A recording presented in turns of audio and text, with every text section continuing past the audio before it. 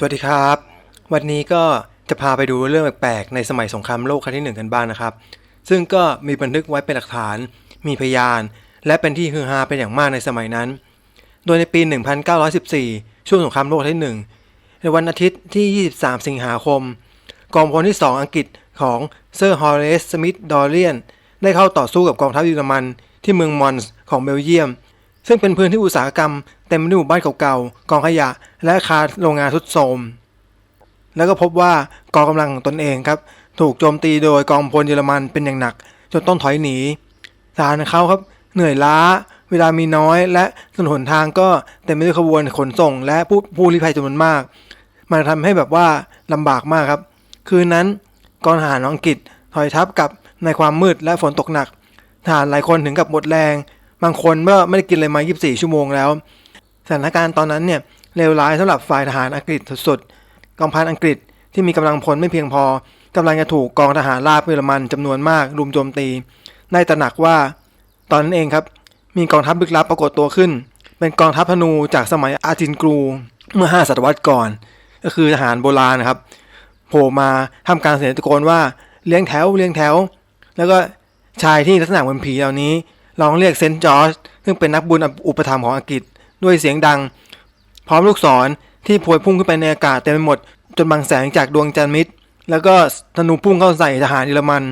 เฉลยศึกชาวเยอรมันที่ถูกจับกุมในสนามรบต่างกล่าวว่าพวกเขางงที่คู่ต่อสู้ชาวอังกฤษหันไปสวมชุดเกราะและยิงธนูแทน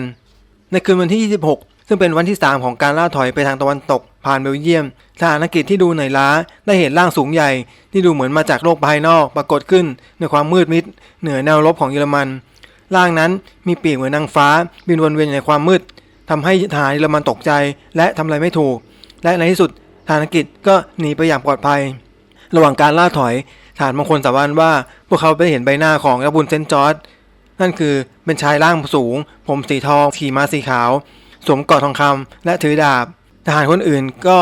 เห็นด้วยเหมือนกันว่าชายคนนั้นเหมือนกับภาพของเซนต์จอร์จในเหรียญทองคำลูกศรธนูผีได้สังหารศัตรูไปเป็นจำนวนมากและเมื่อเสนาบดีเยอรมันพบศพทหารนับร้อยนอนบนสนามรบโดยไม่มีบาดแผลใดๆจึงสรุปว่าอังกฤษใช้แก๊สพิษเหตุการณ์นี้ถูกเรียกว่าทูตสวรรค์แห่งมอนหรือ Angel of Mons ทหาร3 นายถูกบาดหลวงของโบสถ์แห่งหนึ่งใกล้เมืองเคสวิกทางตอนเหนือของอังกฤษสัมภาษณ์แยกกันทุกคนเห็นพ้องต้องกันว่าปฏิหารได้ช่วยเขาไว้จากกองกำลังเยอรมันจำนวนมหาศาลที่กำลังจะบุกโจมตีหน่วยของเขาขณะที่กองทหารอังกฤษที่เผชิญความยากลำบากเตรียมต่อสู้จนถึงที่สุดทหารเยอรมันก็ถอยหนีทันทีเฉลยศึกชาวเยอรมันอธิบายว่าการโจมตีถูกยกเลิกเพราะพวกเขาเห็นกองกำลังเสริมของอังกฤษจำนวนมหาศาลกำลังเข้ามาซึ่งในความเป็นจริงพื้นที่ด้านหลังของหน่วยทหารอังกฤษว่างเปล่าไม่มีใครเลย10 เอกคนหนึ่งเล่าให้พยาบาลของเขาฟังถึงการปรากฏตัวของทูตสวรรค์ระหว่างการถอยทัพที่มอนส์เขาบอกว่าเขาเห็นแสงประหลาดในอากาศอย่างชัดเจนแสงนั้นดูมีเส้นขอบชัดเจนและไม่ใช่เงาสะท้อนของดวงจันทร์และไม่มีเมฆด้วยแสงนั้นสว่างขึ้นและเห็นรูปร่าง3 รูปร่างที่ชัดเจนรูปร่างหนึ่งอยู่ตรงกลางมีปีกที่กลางออกส่วนอีก2 รูปร่างไม่ใหญ่มากนักแต่เห็นได้ชัดเจนจากรูปร่างตรงกลางพวกมันอยู่เหนือแนวรบของเยอรมันหันหน้ามาหาเราเฝ้าดูพวกมันอยู่ประมาณ 3-4 ชั่วโมงคนทั้งหมดที่อยู่กับผมก็เห็นพวกมัน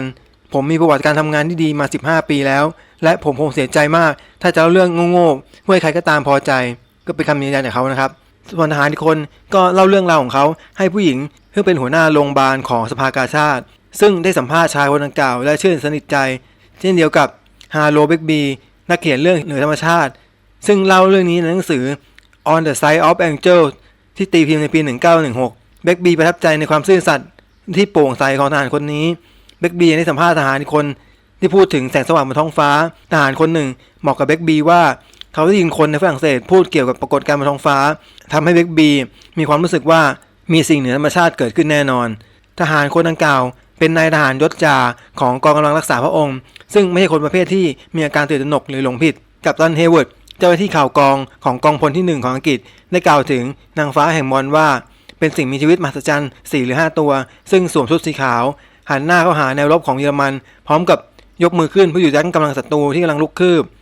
เขากล่าวถึงเหตุการณ์อีกครั้งหนึ่งที่ท้องฟ้าเปิดออกด้วยแสงที่ส่องประกายเจิดจ้าและร่างของสิ่งมีชีวิตที่ส่องแสงเจิดจ้าก็ปรากฏขึ้น หลังจากนั้นครับหนังสือพิมพ์แล้วก็นิตยสารก็เล่นข่าวนี้กันทั่วเลยแล้วก็มีทั้งคอลัมน์ต่างๆและบทสัมภาษณ์คนที่อยู่ในเหตุการณ์แพร่ไปเหมือนไฟลามทุ่งในอังกฤษเป็นเรื่องฮือฮามากครับแต่เรื่องนี้เป็นไปได้จริงๆเหรอแล้วเหล่าทหารที่ตายไปแล้วกลับมาช่วยรบและยังมีนางฟ้าบินบนท้องฟ้าอีกมีข้อหนึ่งครับที่หนักมากนั่นก็คือถ้าวิญญาณเนี่ยสามารถปล่อยวุธทำร้ายคนได้จริง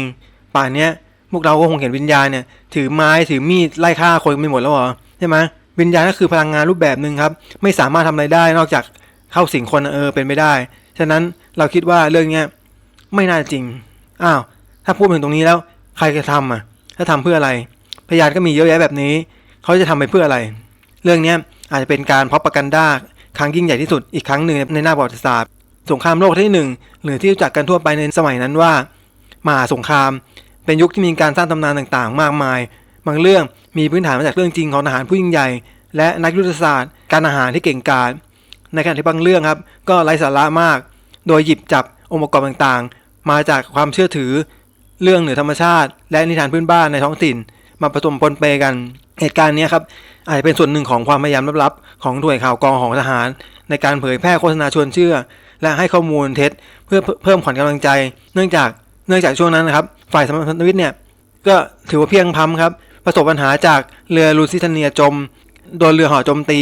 และความล้มเหลวในการฝ่าแนวรบด้านตะวันตกดังนั้นช่วงเวลาดังกล่าวจึงสมเหตุสมผลทางการทหารเรื่องราวบางเรื่องอ้างอย่างเหมาะเจาะว่า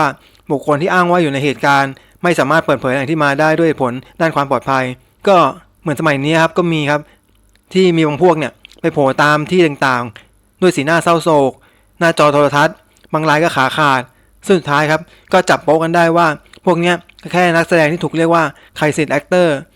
ดังนั้นสมัยก่อนเนี่ยมันก็อาจสร้างหลักฐานเท็จขึ้นมาได้ครับหรืออาจจะมาจากเรื่องราวในนวนิยายของนักเขียนชาวเวลที่รู้จักกันในชื่ออาร์เธอร์มาเคนซึ่งตีพิมพ์เรื่องสั้นชื่อ The Bowmen ในหนังสือพิมพ์ Evening News ของลอนดอนเมื่อวันที่ 29 กันยายน คศ 1914 โดยรับแรงบันดาลใจจากเรื่องที่เขาอ่านเกี่ยวกับการสู้รบที่มงและนำมาแต่งเป็นนิยาย